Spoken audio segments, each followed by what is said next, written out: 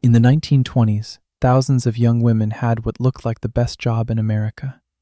They sat at long tables in bright factories, painting the numbers on watch dials with a special, glowing paint. The pay was excellent, the work felt glamorous, and the paint itself was like magic. It glowed a soft, otherworldly green in the dark.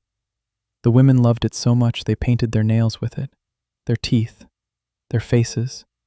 They'd wear their best dresses to work and come out glowing, walking home shining faintly in the dark. People called them the Ghost Girls. Within a few years, many of them would be dead. Their jaws would literally rot and crumble away from their skulls while they were still alive. And the company they worked for knew exactly why, and spent years covering it up, blaming the women, and waiting for them to die quietly. This is the story of the Radium Girls, and it's one of the most disturbing cases of corporate cruelty in history. Let's go back to the beginning. The magic ingredient in that glowing paint was radium. In the early 1900s, radium was the most exciting substance on Earth. It glowed on its own, seemingly forever, with no power source. It felt like the future, and because almost nobody understood what radiation actually did to the human body, radium was marketed as a miracle. It was put into water, toothpaste, face cream, chocolate, all sold as sources of health, energy, and beauty. So when the United States Radium Corporation opened a factory in Orange, New Jersey in 1917, painting glowing dials onto watches for soldiers in World War I, young women lined up for the work. It paid far better than most jobs available to women at the time. It felt patriotic, and it felt safe because the company told them it was. Here's how the work went. The women mixed radium powder into paint, then used fine camel hair brushes to paint tiny numbers onto watch dials. But the brushes quickly lost their sharp point after just a few strokes. So the supervisors taught the women a technique to keep the tip fine. They called it lip, dip, paint. You put the brush between your lips to shape the point. You dip it in the radium paint. You paint the dial, and then you do it again, hundreds of times a day. Which meant that every single day, these women were swallowing radium, directly, on purpose, because their employer taught them to. When the women asked if it was safe, they were reassured. There was nothing to worry about. The paint was harmless. It was not harmless.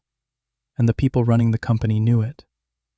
Because here's the part that turns this from a tragedy into something much darker. The executives and scientists at the top of the radium industry were extremely careful never to touch the stuff themselves. They handled it with lead screens, tongs, and protective gear.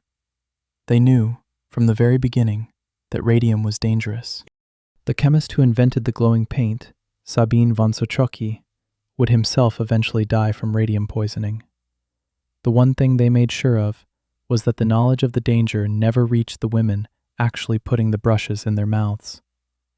Radium is chemically similar to calcium, so when it enters your body, your bones treat it like a building block and pack it deep inside your skeleton, where it sits, radiating outward, destroying you from the inside for the rest of your life.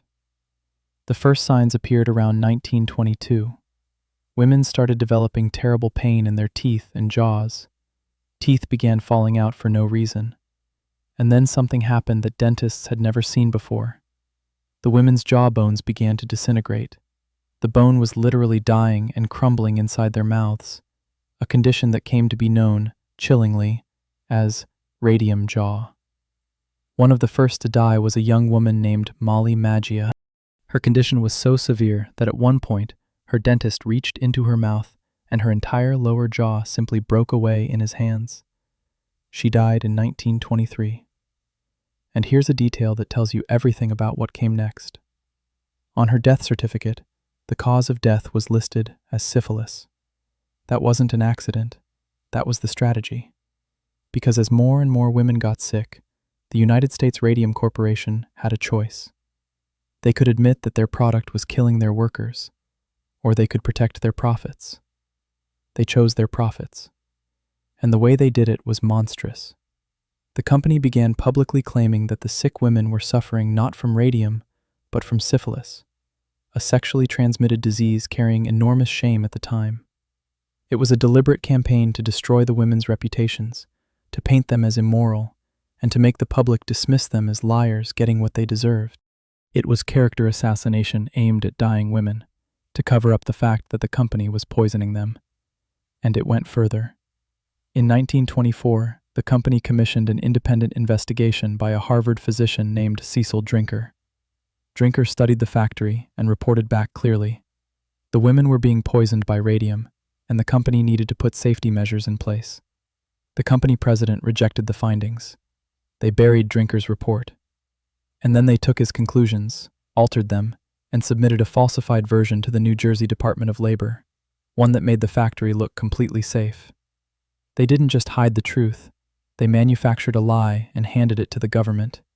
Meanwhile, the women kept dying. By 1927, more than 50 of the women were dead.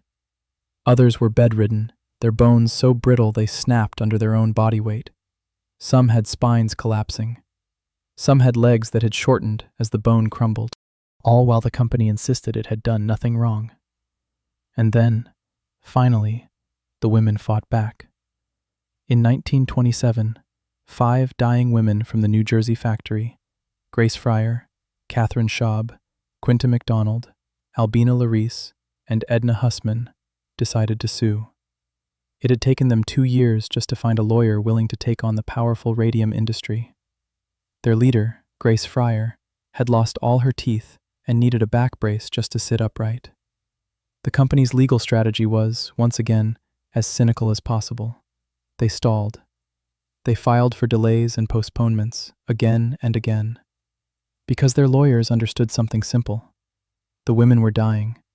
If they could just drag the case out long enough, the plaintiffs would be dead before any verdict, and the problem would solve itself. By the time the women appeared in court in 1928, they were so weak that not one of them could raise her arm high enough to take the oath. 2 were bedridden. The newspapers picked up the story, and the public was horrified. They called them the living dead women.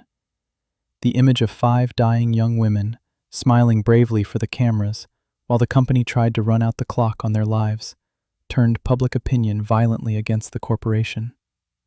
Facing a wave of outrage, the company finally settled out of court. Each woman received a payment, a yearly annuity, and coverage of their medical costs. It was a fraction of what they deserved, and it came far too late to save any of them. Every one of the 5 would be dead within a few years. But their fight did not end there. In Illinois, at the Radium Dial Company, a woman named Catherine Donahue took up the same battle. She testified from her sickbed after collapsing at the hearing, weighing barely more than 60 pounds. She won her case, and she died the day after the company filed one of its appeals, fighting them literally until her last breath. When the company appealed all the way to the U.S. Supreme Court, the court refused to hear it. The women had won, and here is why their suffering mattered beyond themselves. Before the Radium Girls, a worker in America had almost no power to hold a company responsible for making them sick on the job. The whole system was built to protect the employer. The Radium Girls changed that. Their case established, for the first time, that a company could be held legally liable for the health and safety of its workers. It helped create the field of occupational safety, laid groundwork that eventually led to the safety agencies that protect workers today, and directly informed the safety standards used to protect scientists during the building of the atomic bomb just a decade later. The knowledge bought with their bones ended up protecting millions of people they would never meet. So think about what this story actually is. It isn't just a tragedy about a dangerous product. Dangerous products exist. The horror here is that the danger was known. The people at the top understood exactly what radium did. They protected themselves from it carefully, while teaching young women to put it in their mouths hundreds of times a day. And when those women began to die, the company's response wasn't to stop. It was to lie, to forge documents, to smear the dying as diseased and immoral, and to stall in court hoping the victims would die before they could testify.